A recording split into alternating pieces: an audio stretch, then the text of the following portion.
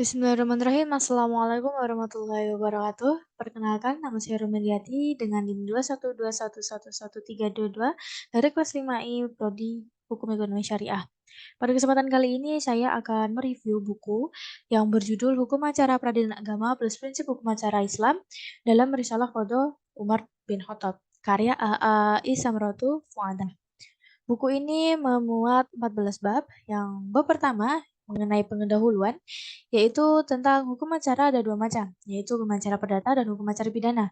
Hukum acara perdata bertujuan untuk menghakimi, mempertahankan, dan menjamin ditaatinya hukum perdata material. Hukum acara perdata menempati kedudukan yang sangat penting karena masyarakat merasa ada kepastian hukum bahwa setiap orang dapat mempertahankan hak perdatanya dengan sebaiknya, dan setiap orang yang melakukan pelanggaran terhadap hukum perdata yang mengakibatkan kerugian terhadap orang lain dapat dituntut melalui peradilan. Diharapkan dengan mempelajari mata kuliah hukum acara peradilan agama, setiap mahasiswa akan memiliki pengetahuan tentang cara-cara berperkara di lingkungan peradilan agama pada khususnya dan di semua lingkungan peradilan yang ada di Indonesia pada umumnya. Tata cara tersebut dimulai dari cara membuat surat gugatan atau permohonan, mengajukan ke kepanitiaan pengadilan agama, dan tahapan-tahapan selanjutnya yang harus dilalui baik oleh mereka yang berperkara maupun oleh pihak yang pengadilan yang akan mengurusi dan menyelesaikannya. Tentu saja yaitu bab 2 di sini mengenai pengertian hukum acara peradilan agama. Pengertian hukum acara peradilan agama menurut para ahli tidak seragam, tetapi bermacam-macam dan variatif. Hal ini karena masing-masing dari para ahli hukum tersebut melihatnya dari sudut pandangnya masing-masing. Akan tetapi, semuanya ditujukan agar dapat mengenai sasaran karena hukum acara peradilan agama atau disebut juga hukum formal, formal rights, bertujuan untuk memelihara, mempertahankan, dan menegakkan ketentuan-ketentuan hukum material peradilan agama, yakni hukum positif Islam yang menjadi sumber hukum material bagi lingkungan peradilan agama. Dari berbagai definisi tersebut, dapat diambil satu kesimpulan bahwa hukum acara peradilan agama bisa didefinisikan dengan rangkaian peraturan-peraturan yang memuat cara bagaimana orang harus bertindak terhadap dan di muka pengadilan agama, dan cara bagaimana pengadilan agama itu harus bertindak satu sama lain untuk melaksanakan berjalannya peraturan-peraturan hukum positif Islam yang menjadi sumber hukum material bagi lingkungan peradilan agama. Selanjutnya yaitu bab 3. Bab di sini mengenai sumber hukum acara peradilan agama. Sumber hukum acara peradilan agama terdiri dari HIR, RBG, RV, BW, BVK, Undang-Undang Nomor 20 Tahun 1997 khusus untuk acara banding daerah Jawa dan Madura, UU Nomor 14 Tahun 1970 tentang pokok-pokok kekuasaan kehakiman, Junto UU Nomor 35 Tahun 99, UU Nomor 4 Tahun 2004, Junto UU Nomor 48 Tahun 2009 tentang kekuasaan kehakiman, UU Nomor 1 Tahun 1974 tentang perkawinan, UU Nomor 14 Tahun 85 tentang Mahkamah Agung, Junto UU Nomor 5 Tahun 2004, dan diubah lagi dengan UU Nomor 3 Tahun 2009, UU Nomor 7 Tahun 1999 tentang Peradilan Agama, Junto UU Nomor 3 Tahun 2006, UU Nomor 50 Tahun 2009 tentang perubahannya, Inpres Nomor 1 Tahun 91 tentang Pemasyarakatan KHI, SEMA, dan PMA, serta jurisprudensi. Untuk selanjutnya yaitu bab 4. Bab 4 di sini memuat tentang asas-asas hukum acara peradilan agama. Asas-asas hukum acara peradilan agama sangat banyak dan beragam menurut para ahli hukum. Mukti Arto misalnya, merincinya sampai 34 asas yang didasarkan pada perundang-undangan yang menjadi sumber hukumnya. Pendapat Mukti Arto ini tampaknya dapat merangkum semua pendapat para ahli hukum. Ahmad Mujahidin membaginya menjadi 4 asas, yaitu asas umum peradilan agama, asas kuasa kewenangan peradilan agama, asas penyelesaian perkara perdata agama, dan asas kedudukan pejabat peradilan agama. Untuk selanjutnya yaitu bab 5, di sini memuat tentang perkara dan para pihak. Untuk dapat terselenggaranya suatu proses peradilan di lingkungan peradilan agama, untuk memerlukan atau unsur-unsur peradilan berupa perkara dan para pihak perkara, yaitu perbuatan yang berupa pelanggaran atau perselisihan. Jenis-jenis perkara yang diserahkan di lingkungan peradilan agama ada beberapa macam, yaitu perkara volunter atau permohonan, perkara kontensius atau gugatan, perkara first take atau tanpa keadilan tergugat, perkara first Z, perlawanan atau bertahan terhadap putusan first take, dan perkara judgment first Z atau perlawanan atau bantahan orang ketiga yang merasa dirugikan dalam pelaksanaan putusan, perkara peninjauan kembali yang merasa dirugikan dalam pelaksanaan putusan, perkara kontradiktoir, perkara gugur, dan perkara gugat baik atau rekonvensi. Sedangkan para pihak yang berperkara di pengadilan agama ialah penggugat dan tergugat, pemohon termohon dalam perkara cerai talak dan izin beristri lebih dari seorang, penggugat rekonvensi, tergugat asal, tergugat rekonvensi penggugat asal, dalam gugatan rekonvensi, intervenen baik yang berperan sebagai dosen, skons, fenging, dan Fritzwaring dalam gugatan intervensi.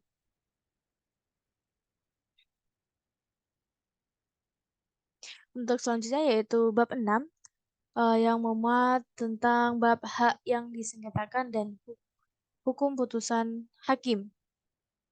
Di dalam bab ini, untuk dapat terselenggaranya suatu proses peradilan di lingkungan peradilan agama memerlukan anasir atau unsur-unsur peradilan berupa hak yang disengketakan, yakni hak adami yang merupakan kewenangan pengadilan agama yang terdiri dari perkawinan dengan 22 jenis perkara seperti yang tercantum dalam UU Nomor 1 Tahun 1974, waris, hibah, dan wasiat, wakaf, sedekah, zakat, dan ekonomi syariah, sedangkan hukum yang dihasilkan dan proses peradilan di lingkungan peradilan agama adalah putusan, penetapan, dan akta perdamaian. Selanjutnya yaitu bab 7 mengenai hakim, panitera, dan jurusita. Bab 7 ini yang mengenai tentang hakim, panitera, dan jurusita. Untuk dapat terselenggaranya suatu proses peradilan di lingkungan peradilan agama memerlukan anasir atau unsur peradilan yang berupa hakim, panitera, dan jurusita. Selain itu diperlukan juga unsur pelengkap yang berupa advokat, saksi-saksi ahli, dan penerjemah. Terus selanjutnya yaitu bab 8. Di dalam bab 8 ini memuat mengenai proses pembuatan surat gugatan dan permohonan. Gugatan yaitu sesuatu yang diajukan oleh penggugat kepada pengadilan yang berwenang memuat tuntutan hak di dalamnya, mengandung suatu sengketa dan sekaligus merupakan dasar pemeriksaan perkara, pembuktian kebenaran suatu hak. Gugatan dapat diajukan secara tertulis dan dapat diajukan secara lisan bagi mereka yang tidak bisa baca tulis atau buta huruf. Gugatan ada beberapa macam. Ada gugatan profesional, dan gugatan rekonvensi, dan gugatan intervensi, dan gugatan dengan cuma atau prodeo. Isi surat gugatan harus memuat yang pertama, identitas para pihak, yang kedua, posita, dan ketiga, petitum. Sedangkan permohonan termasuk perkara volunteer, yaitu sesuatu yang diajukan oleh pemohon kepada pengadilan yang berwenang memuat tuntutan hak, di dalamnya tidak mengandung sengketa. Permohonan yang diajukan ke pengadilan agama biasanya berupa permohonan cerai talak, permohonan beristri lebih dari satu orang, permohonan pemeliharaan anak atau hadonah, permohonan izin nikah, permohonan dispensasi nikah, dan sebagainya. Untuk selanjutnya yaitu bab 9. Di dalam bab 9 ini membahas tentang mengenai proses mengajukan perkara. Untuk dapat berperkara di pengadilan agama, seseorang harus mengetahui tata caranya sebagai berikut.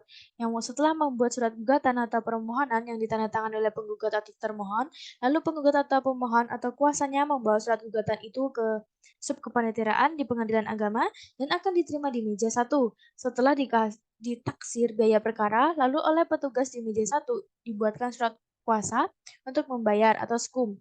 Lalu penggugat atau kuasanya membayarkan biaya perkara setelah membayar panjar biaya perkara, lalu berkas surat gugatan diberikan ke meja 2 untuk diberi nomor perkara dengan nomor itu nantinya akan menjadi nomor putusan. Dan petugas di meja 2 mencatat surat itu nantinya akan menjadi nomor putusan dan mencatat surat gugatan atau permohonan tersebut pada buku register induk perkara, gugatan atau permohonan sesuai dengan jenis perkaranya.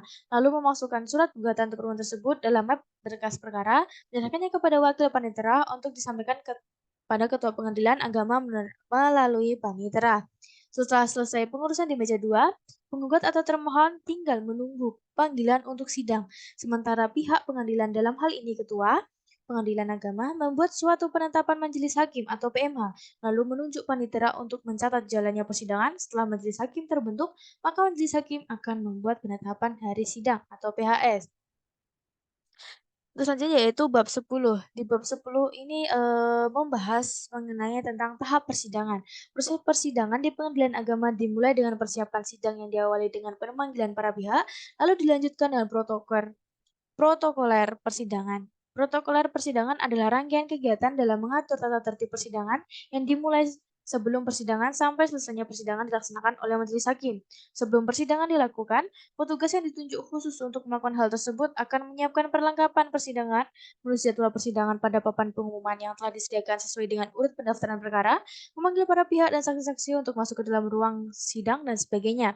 Sedangkan protokol persidangan pada saat sidang berlangsung dilaksanakan oleh majelis hakim itu sendiri. Setelah itu, lalu pemeriksaan dalam persidangan.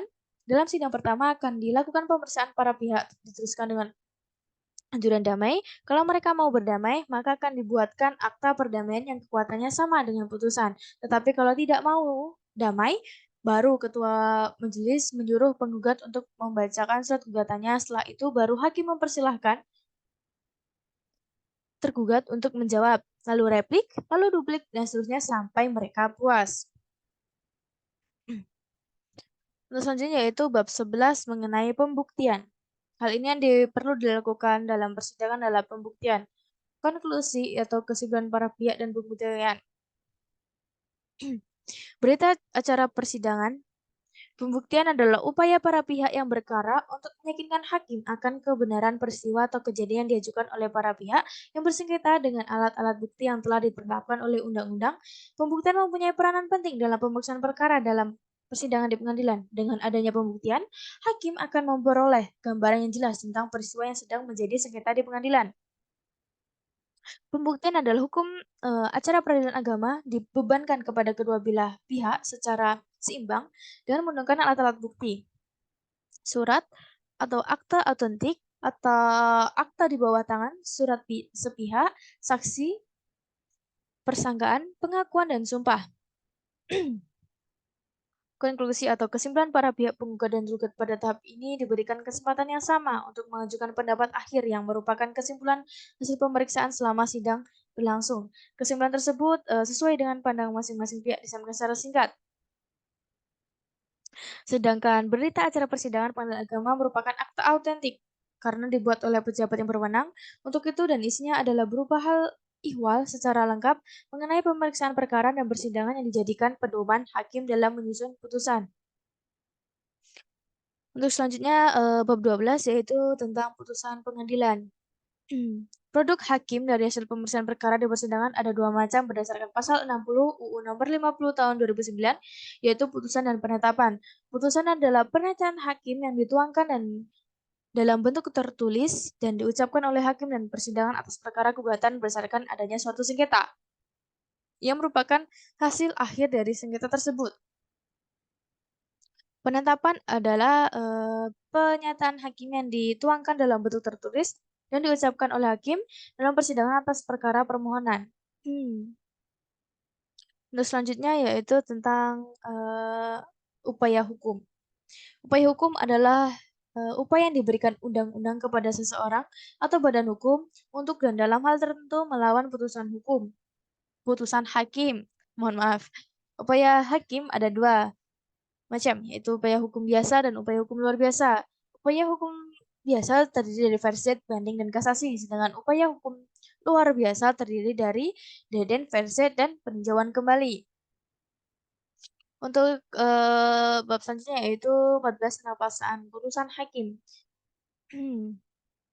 Pelaksanaan putusan atau yang dapat disebut juga dengan eksekusi merupakan akhir dari suatu perkara yang merupakan hasil daripada apa yang dituntut oleh penggugat yang merasa ia dirugikan atau orang yang merasa haknya diperkosa oleh orang lain yang diputuskan melalui perangkatnya dalam hal ini yaitu pengadilan. Pelaksanaan diputuskan melalui perangkat negara dalam hal ini yaitu pengadilan. Pelaksanaan putusan itu terjadi karena perintah dan di bawah pimpinan ketua pengadilan yang dulu memeriksa dan memutus perkaranya dalam tingkat pertama. Apabila pelaksanaan itu seluruhnya atau sebagainya harus dilakukan di luar wilayah hukum pengadilan tersebut, maka ketua pengadilan tersebut meminta perantara dan bantuan ketua pengadilan di wilayah yang bersangkutan. Ada 3 jenis pelaksanaan putusan pengadilan, yaitu yang pertama, eksekusi di mana seseorang hukum untuk membayar sejumlah uang.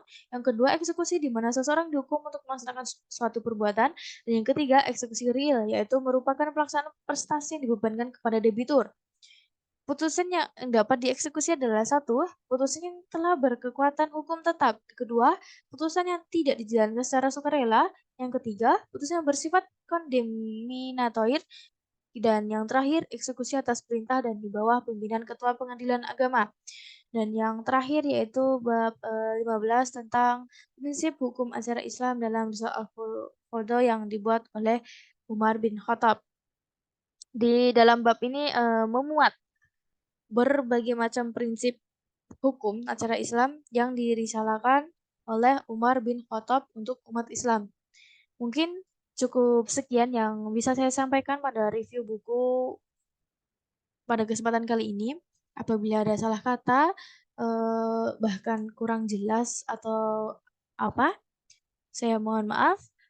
Wassalamualaikum warahmatullahi wabarakatuh.